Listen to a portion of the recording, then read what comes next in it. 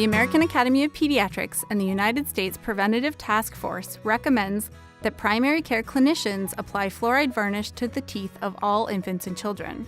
The first application should be applied with the appearance of the first primary tooth.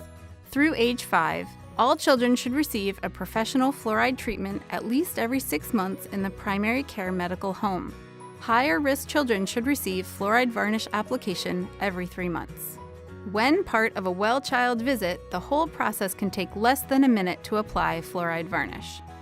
Your setup includes gloves, gauze, and fluoride varnish single-dose unit. After washing your hands, put your gloves on. To apply fluoride varnish, use gauze to dry the teeth as much as possible.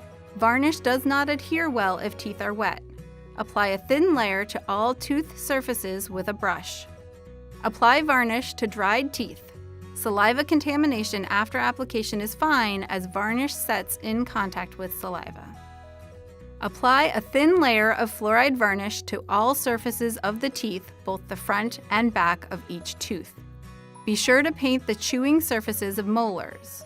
Most providers apply the varnish in quadrants to be sure to paint all the teeth that are present in children 2 years and older, who typically have 20 teeth.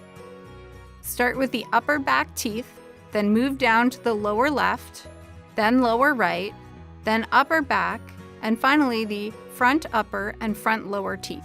This process will ensure the high-risk anterior teeth are not missed. You will not need to use all the varnish within the single-dose fluoride application unit.